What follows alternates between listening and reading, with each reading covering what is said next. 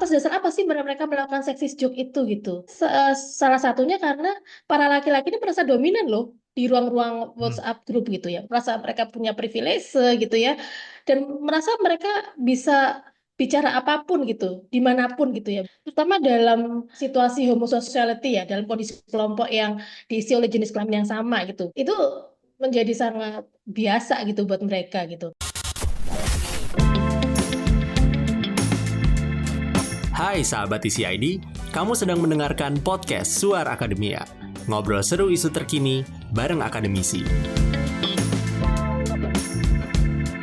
Perbincangan mengenai kasus yang terjadi di Universitas Indonesia, tepatnya di Fakultas Hukum Universitas Indonesia terkait dengan kekerasan seksual menjadi sebuah hal yang miris untuk kita perhatikan gitu Sobat TCID. Karena kalau kita berbicara mengenai kasus kekerasan seksual, ini bukanlah permasalahan yang sepele begitu, karena ini redundant gitu kasusnya. Mungkin tidak di satu tempat, tapi di berbagai macam tempat sering sekali terjadi. Dan kalau kita melihat apa yang terjadi di Fakultas Hukum Universitas Indonesia begitu, ketika 16 mahasiswa memiliki sebuah grup WhatsApp dan melakukan pelecehan seksual dalam sebuah grup komunikasi begitu ya.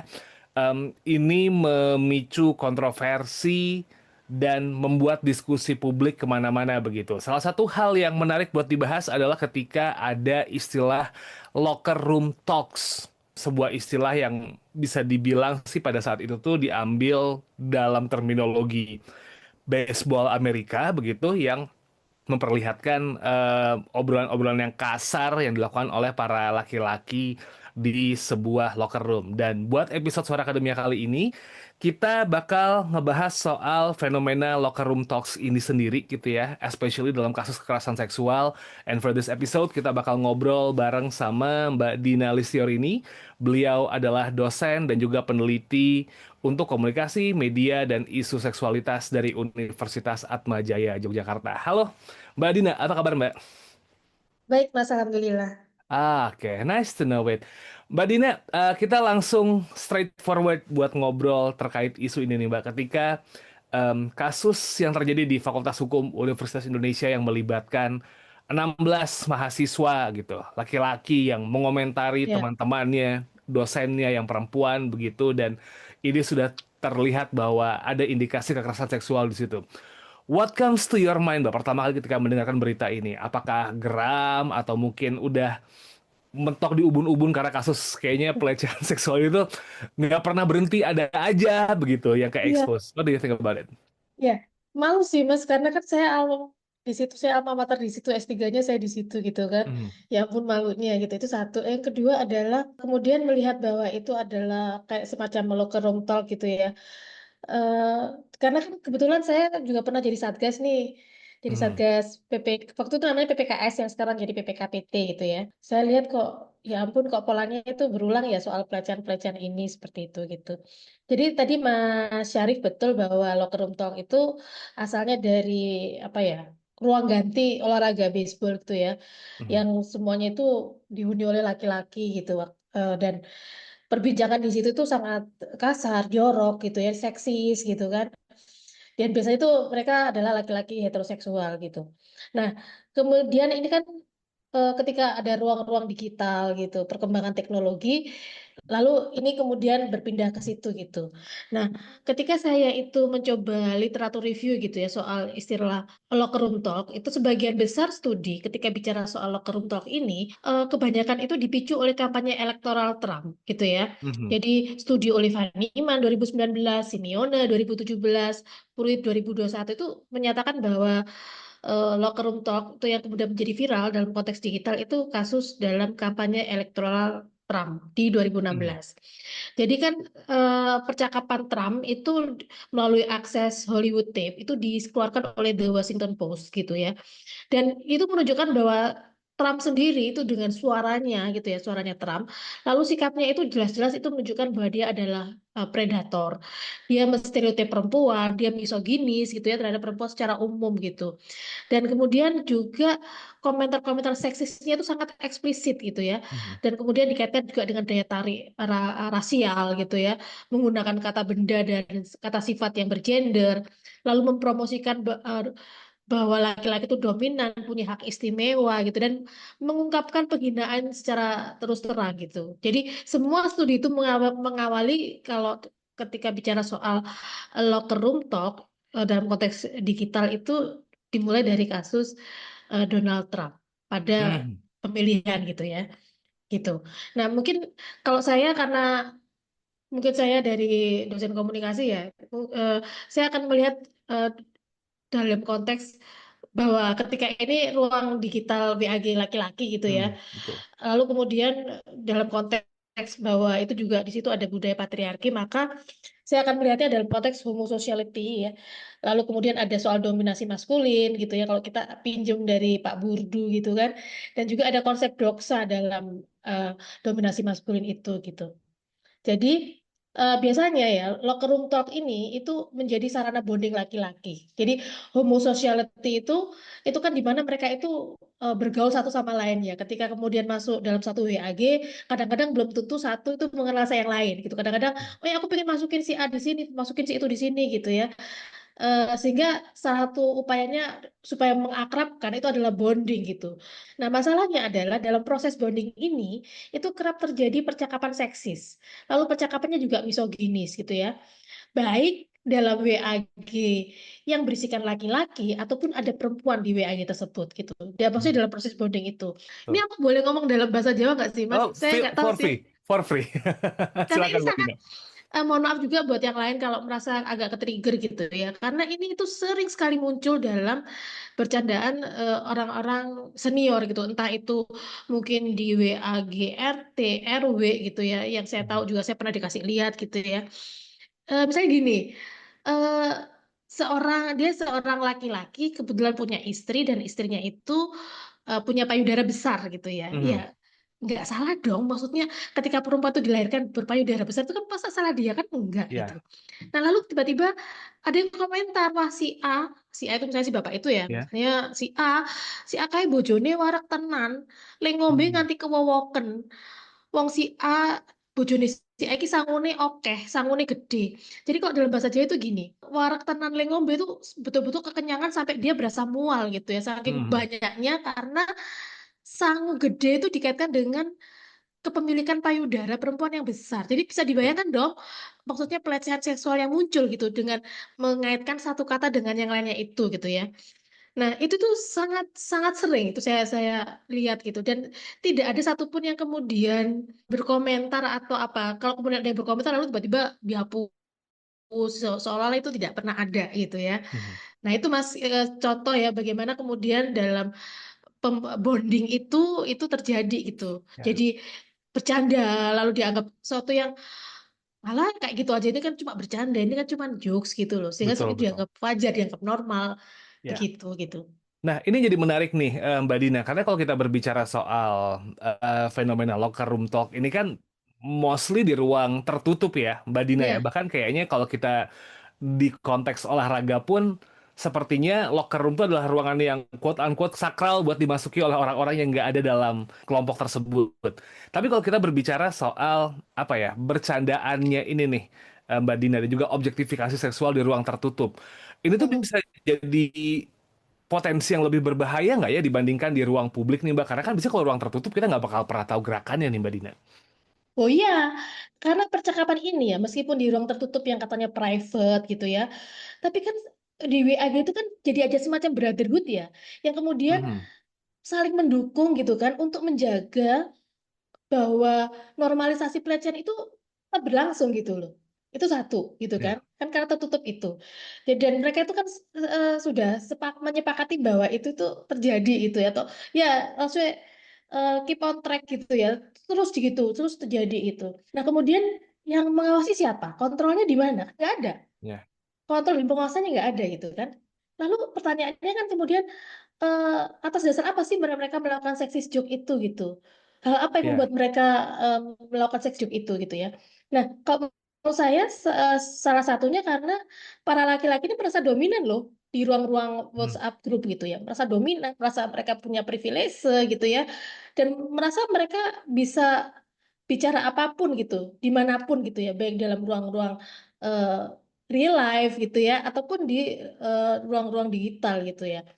Terutama dalam situasi homosociality ya, dalam kondisi kelompok yang diisi oleh jenis kelamin yang sama gitu, bro Hmm. circle gitu ya, brotherhood gitu ya. Hmm. Itu menjadi sangat biasa gitu buat mereka gitu.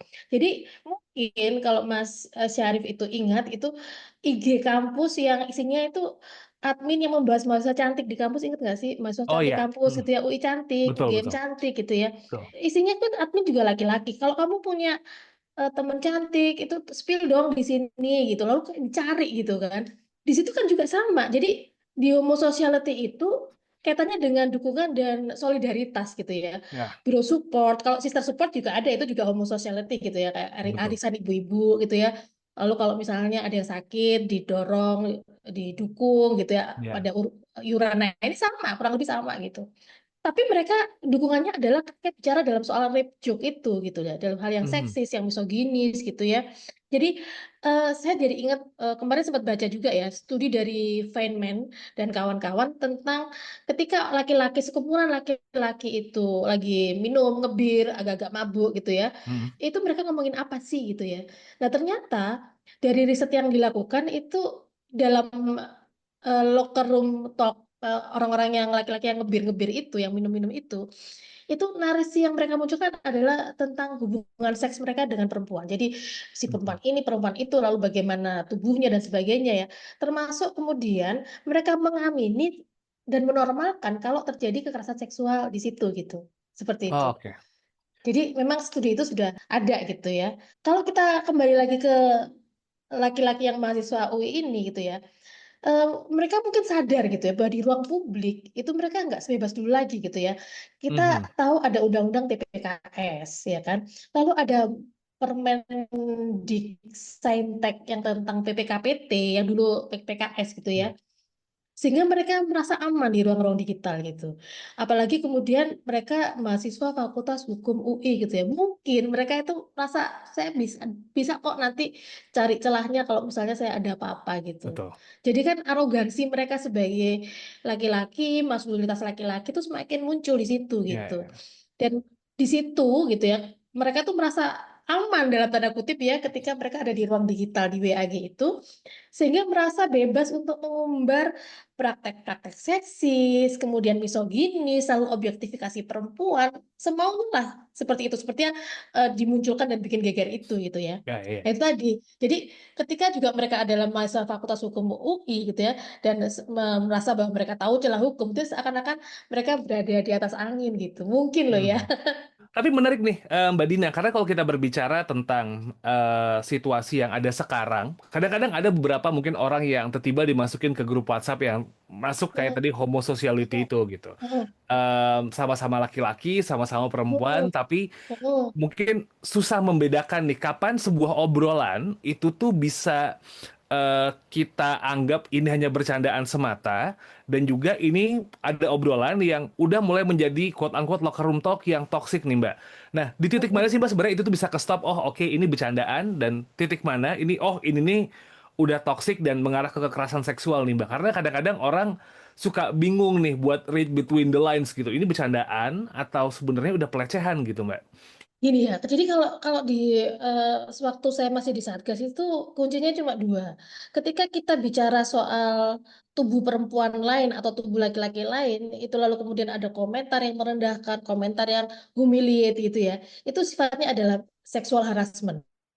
Mhm. Tapi ketika kemudian itu kita misalnya setelah sexual harassment itu, lalu kita misalnya ketemu orang nih ya, orangnya gitu ya, lalu kita colek-colek, lalu kita jawil-jawil, nah itu sudah sexual assault Oh, gitu. oke.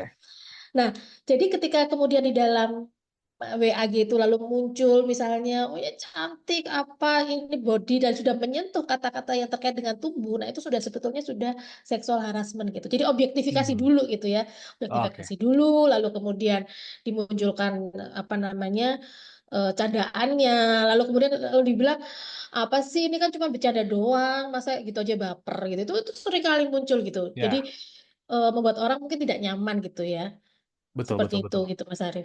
Ini nih yang menjadi menarik ketika kita membahas soal locker room talk ini dan juga piramida dari rap culture nih, Mbak Mhm, Dina begitu. mhm. Karena ada piramida yang sempat beredar di internet begitu bahwa menaruh locker room talk atau mungkin jokes seperti itu tuh ada di bagian yang paling dasar begitu. Tapi kan dinamikanya pasti berubah ya, Mbak Ya. Dina.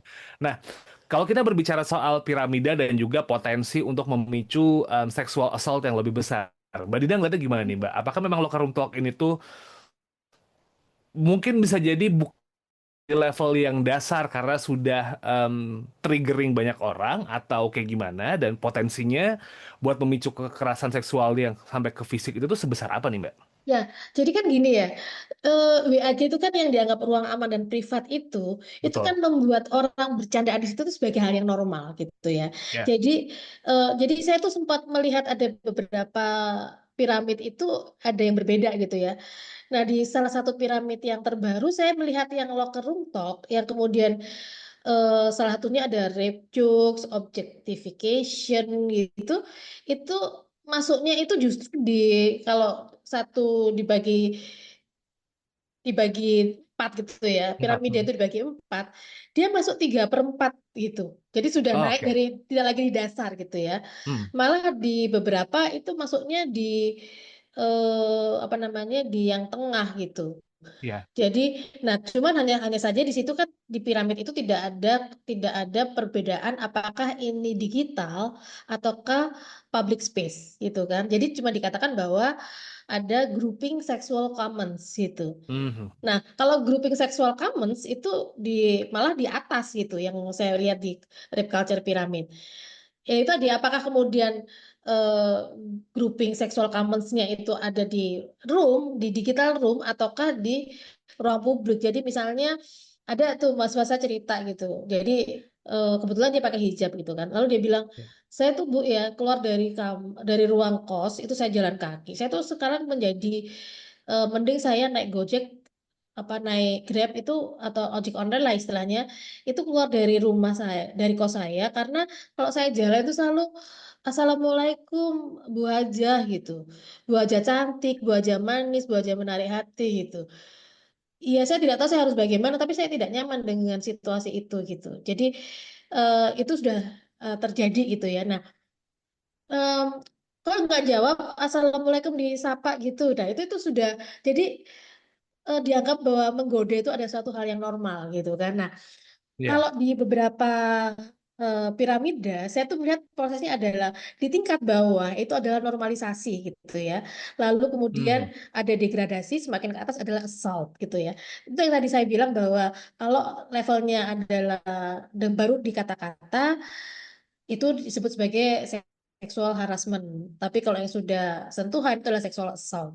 Tapi apakah kemudian lalu itu tidak bahaya? Tetap bahaya karena normalisasi itu kemudian membuat orang berpikir bahwa oh ini wajar, oh lumrah gitu. Ya, ya, masuk saya nggak colek-colek sih, kan biasa kalau saya colek perempuan atau saya colek laki-laki, misalnya gitu ya. Karena ini Ya. karena soal kekerasan seksual itu bisa terjadi pada siapapun, pelakunya bisa siapapun dan korbannya bisa siapapun. Jadi kita tidak hanya bicara soal gender tertentu gitu ya. Hanya saja kebetulan yang di UI ini gendernya laki-laki semua gitu yang mereka Ya. membicarakan perempuan sebagai eh, korban yang dilecehkan seperti itu gitu. I see. Nah, kita berbicara hal yang sekarang mungkin levelnya karena dulu kekerasan seksual mungkin hanya terjadi di dunia nyata begitu ya, Mbak Dina. Sekarang sudah mulai melebar nih karena akhirnya percakapan di Hmm. dunia maya begitu. Grup WhatsApp itu tuh kita nggak tahu kadang-kadang orang isinya ngomong apaan dan yang lain-lain itu Hmm. tuh sering Hmm. terjadi. Ya. Banyak banget nih pembelaan yang muncul gitu di platform kayak X atau mungkin Threads yang bilang Hmm. bercandaan di grup WhatsApp sebenarnya ruang privat yang actually nggak bisa dipermasalahkan karena masih di level obrolan internal dan orang nggak perlu tahu begitu. Orang juga kayaknya cuma obrolan yang ada di circle-circle kecil nih. Nah, kita bisa nggak sih menyamakan grup WhatsApp ini sebagai ruang private, Mbak Dina? Karena kan kayaknya ini jadi obrolan yang mulai bergulir begitu dari omongan-omongan orang yang ini grup WhatsApp aja kok gitu. Toh pada akhirnya nggak dilakukan juga kan, dan jadi konsumsi hanya untuk 16 orang ini aja kan begitu. Apakah kita bisa menyamakan grup WhatsApp sebagai ruang private, Mbak Dina, atau enggak sebenarnya? Oke, ini sekarang terlepas dari ruang privat atau tidak ya, ini dulu gitu ya. Tapi apakah Mas Syarif bisa jamin bahwa 16 orang itu tidak akan melakukan apapun di dunia nyata? Bisa jamin nggak? Oh, oke. Bisa jamin nggak? Iya, Enggak iya. kan, gitu loh. Betul, tidak ada Tidak ada jaminan ya, betul. jaminan kan, gitu loh. Kan hanya ngomong aja, ini kan hanya iseng-iseng aja di sini gitu. Tapi begini ya, bisa bisa nggak dilihat bahwa gini, eh itu jadi masalah karena kita bicara soal konsen loh Mas. Kita Oke. bicara soal membincang tubuh orang lain tanpa konsen, lalu jadikan imajinasi. Kalau misalnya ini ada sekelompok perempuan-perempuan pemuja Muammar Syarif gitu misalnya, lalu Siap. bikin WhatsApp grup gitu kan. Iya. Lalu ada dijadikan imajinasi, lalu emang ada jaminan, oh kita cuma ngomong doang kok Mas tentang Mas Iya, Syarif gitu. Emang gak ada jaminan salah satu dari orang itu nggak akan nyolek atau betul. apa gitu. Iya kan? Iya, Gitu. iya, iya.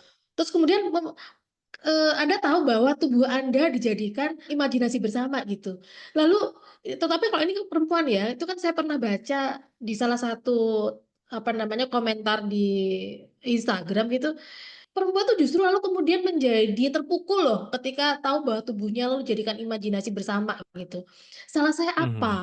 Kenapa saya terlahir ini gitu ya?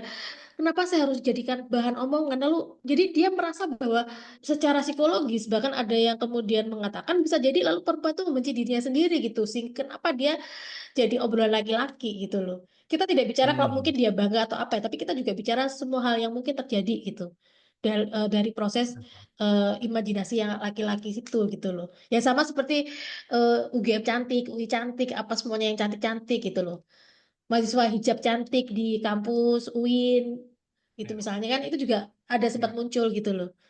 Apa ya? Sebenarnya pada akhirnya kita harus menjaga kemungkinan-kemungkinan yang buruk itu tuh kita tutup dong artinya otomatis ya Mbak Dina ya. Karena bisa jadi dari obrolan malah jadi triggering orang yang pas lagi quote unquote Ya, slow gitu. Jadi kayak bisanya dilakuin gitu ya. Kita nutup pintu hal-hal buruk ya. kejadian dong ya.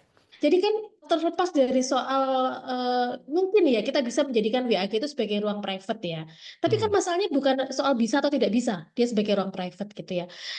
Mari kita lihat konsekuensi dari pembicaraan yang terjadi di ruang privat itu. Mhm. Ketika pelecehan seksual, rape jokes, lalu merendahkan perempuan itu menjadi hal yang lumrah, menjadi hal yang biasa, menjadi hal Nah, yang dinormalisasi. Dan kemudian dibayangkan bersama-sama, ditertawakan bersama-sama sebagai hal yang wajar dilakukan oleh laki-laki terhadap perempuan. ya. Kewajaran itu loh, soal normalisasi itu loh, gitu loh. Nah, bisa jadi gitu ya, ketika kemudian di dunia nyata, alah kamu kan cuma diomongin doang loh, kan kamu nggak Ya. diperkosa, itu satu. Lalu kemudian naik lagi tingkatnya gitu ya, dipegang, misalnya dielus gitu. Lalu Ya. kemudian kata-katanya sama, alah kamu kan cuma dielus tok loh, nggak tak perkosa. Itu kan suatu kekerasan gitu loh. Dan itu dianggap sebagai hal yang sangat lumrah gitu ya. Lalu catcalling dianggap lucu, dianggap hal yang biasa. Itu kan sudah fitrahnya laki-laki gitu. Jadi kalau misalnya Mas ingat istilah boys will be boys itu kan sebetulnya Ya. juga ya kan. Nah, itu kan juga sebetulnya normalisasi bahwa laki-laki akan selalu jadi laki-laki, tapi laki-laki itu kan menjadi laki-laki yang brengsek akhirnya gitu loh ketika kata-kata itu ditanamkan gitu loh Ya. ya kan, sehingga kalau menurut saya pembiaran gitu ya itu akan menjadi dasar dasar bagi terjadinya kekerasan yang lebih luas karena kalau di piramida tadi itu ya itu kan yang dasar itu menjadi normalization ya, normalisasi Mhm. jadi ketika dianggap normal lalu dia akan menjadi dasar yang kuat gitu ya. Dan dia akan menjadi dasar bagi munculnya kekerasan yang lebih luas, baik di kekerasan fisik, kekerasan psikis, maupun kekerasan simbolik. Seperti itu. I see. So, kalau misalnya nge-refer dari apa yang Mbak Dina tadi sampaikan gitu tuh, diam bukan jadi opsi dong, Mbak. Karena kan ada orang yang milih kayak, diam aja lah gitu. Karena ada yang ngerasa yang di levelnya gini nih Mbak. Em, Hmm, ini emang jokesnya orang-orang yang cowok-cowok atau perempuan yang kayak gitu gitu. Suka hmm. ngevisualisasiin. Jadi kayaknya better diam aja deh. Jadi memilih untuk diam dan tidak beropini dan tidak menegur itu tuh justru menjadi opsi yang salah dong Mbak. Eh, ini problematik ya, karena Hmm. gini, problematiknya baik di laki-laki maupun di perempuan gitu ya. Di pihak laki-laki itu karena ada rasa nggak enak. Tadi yang homosexuality kan salah satunya Ya, ada dukungan soal support ya, betul. support lalu kemudian brosir ngamini gitu kan, rasa nggak enak gitu ya. Dia nggak ingin diejek, dia nggak ingin dikucilkan karena tidak sepakat, tidak sesuai, tidak setuju, tidak menyetujui, atau tidak seide gitu ya. Ya, Kamu kok lain sendiri, kamu kenapa gitu. Lalu sama juga perempuan. Nah, persoalannya kalau perempuan itu, ini belajar dari pengalaman saya ya, ya. perempuan tuh cenderung dididik untuk diam dan tidak banyak bicara gitu kan. Jadi ingat nggak kalau sinetron Bajai Bajuri gitu ya, Oh Sidul ya. gitu ya, itu kan suka gini ya. Misalnya ngomongnya, udah lu mah jangan nyamber mulu gitu kan. Mm-mm, Perempuan jangan banyak ngomong, nurut lu sama laki gitu. Nah, itu betul. sebetulnya seperti seperti sebuah narasi yang membuat lucu lalu diketahui, tapi sebetulnya itu mendasar loh Mas. Di situ Oh, juga menunjukkan bahwa perempuan itu sebaiknya tidak bicara. Jadi itu ya. pembungkaman sebetulnya, tapi dilakukan melalui media populer gitu. Mhm. Atau ketika kalau yang bicara laki-laki misalnya banyak bacot di lu gitu, merepet mulu kayak cewek. Nah, ya kan? Ya, Artinya kan kemudian perempuan tuh menjadi tidak bagus, dianggap tidak bagus karena dia terlalu banyak talking too much. Selalu ada kata-kata perempuan tuh kalau ngomong harus berapa puluh ribu sehari itu loh. Nah, itu kan ya. juga nah, itu kan juga sebetulnya itu menjadi hal yang misoginis gitu ya. Lalu menjadi karena itu merendahkan perempuan gitu. Tapi kan di situ ketika itu muncul dalam budaya populer tuh orang akan tertawa gitu kan, dianggap yang lucu gitu ya. eh Kalau di budaya populer ya. Kalau kemudian kalau dalam real life gitu kan selalu anak dinasihati bahwa sekali-kali itu nurut lah apa kata orang tua gitu. Sekali-kali kamu diem kenapa sih? Jangan jawab mulu kalau dinasehatin. Kamu itu perempuan loh. Gitu. Ya. Dan kamu itu perempuan lalu jadi semacam apa ya? eh itu istilahnya doksa. Kalau dulu bilang itu doksa. Satu hal yang Ya. nilai-nilai yang diajarkan dan tidak perlu dipertanyakan itu doksa gitu. Jadi kalau lingkarannya itu atau situasinya disebut sebagai dominasi maskulinitas gitu ya. Nah, prakteknya itu ke perbincangan yang seksis tadi itu adalah sebuah kekerasan simbolik yang muncul bukan lewat kekerasan fisik gitu ya, tapi melalui bahasa gitu ya. Bahasa verbal, non verbal, lewat jari tangan dan apa simbol-simbol yang mungkin kita sudah banyak tahu lah gitu ya di apa namanya kalau di visual dimunculkan di Google dicari gitu mungkin akan keluar gitu seperti itu gitu. Nah, I see. ya, nah sementara kan gini, kalau narasi perempuan itu bahwa perempuan itu memang seharusnya tidak banyak bicara gitu ya, jadi diam, jadi dia akan terbiasa ya udahlah kalau orang Jawa ngopo tuh aku rame gitu ya seperti itu. Nah, Mhm. kalau laki-laki itu jadi kalau di doksanya perempuan itu memang dia tidak sebaiknya banyak bicara itu doksanya sebagai bagian dari dominasi maskulin, maka kalau di laki-laki maka joke seksis itu atau rape culture atau rape jokes itu bagian doksa patriarki yang memang sengaja dia pelihara gitu untuk menunjukkan bahwa saya ini laki-laki, saya ini dominan gitu seperti Ya, itu. oke. Jadi memang sangat tricky nih, karena ini Ya. kan sudah dinormalize ya gitu. Kayaknya Oh, society itu banyak yang anggap obrolan biasa kok ini gitu. Ini nggak ya. salah kok, budayanya emang kayak gini. Tapi kayaknya udah banyak banget orang yang juga sudah melek terkait isu kekerasan seksual. Tapi nggak sedikit juga orang yang menganggap ini normal nih, Mbak. How we stop this kind of jokes or this kind of culture nih? Karena kan susah banget ya, apalagi sekarang grup WhatsApp tuh isinya kalau 16 oke lah, kita bisa anggap itu Ya. skalanya medium. Ada yang bikin grup cuma bertiga, ada grup yang cuma berempat gitu, Mbak. How we could stop this bad culture nih, Mbak, yang especially di ruang digital. Ada nggak sih langkah-langkahnya? Atau orang yang kejebak di dalam sebuah grup, grupnya normalize nih, terus kayak buat speak up dan ngomong, guys, it's totally wrong gitu. Ada nggak sih caranya buat kita bisa pelan-pelan buat nge-stop hal ini nih, Mbak?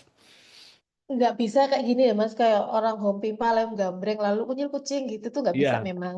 Tapi gini, dan memang itu agak rumit karena itu tadi yang satu merasa kalau nggak seide dia tuh dia nggak sepakat gitu, dia nggak enak gitu ya. Satunya juga eh, dia tidak terbiasa untuk bicara atau speak up gitu. Jadi Mhm. karena kulturnya memang mendidik dia seperti itu gitu. Nah, tapi kalau saya nggak suka, saya bilang nggak suka gitu. Tapi kan tidak semua Mhm. orang kayak saya gitu, itu Betul. persoalannya gitu kan. Dan juga baik laki-laki maupun perempuan itu juga nggak bisa terus terang bahwa dia nggak suka gitu. Kalau kelompok laki-laki biasanya akan bilang alah gitu aja baper gitu loh. Nah, saya juga pernah ngomong kasar gitu ya. Maksudnya bisa nggak sih kalau ngomong nggak ngelecehin perempuan?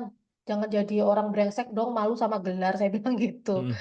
Kekerasan kok dipelihara. Nah, tapi lalu kalau saya bilang maaf ya mas agak bangsat gitu ya. Mhm. Lalu ngomongnya gini, loh kan biasanya perempuan tuh suka yang keras-keras gitu. Kalau nggak keras nggak nikmat. Kebayang nggak sih saya muka saya kayak gimana gitu? Ya. Itu kan juga akhirnya dia tuh melecehkan saya juga gitu loh. Nah, cuman saja bahwa ketika kita sudah bicara bahwa kita tuh sudah memberikan memberikan pendapat gitu ya itu satu. Lalu yang kedua mungkin saya tidak tahu apakah eh, banyak perempuan berani berkata atau membuat narasi tanding gitu. Itu sekarang lagi populer ya, membuat Ya. narasi tanding gitu. Membuat narasi tanding bahwa ini tuh nggak bener, itu nggak ini apa segala macem gitu. Eh Kalau di gerakan feminis itu ada yang namanya Me Too gitu ya. Me Too, Ya. hashtag Me Too gitu. Nah, hashtag Me Too itu juga muncul ketika apa namanya?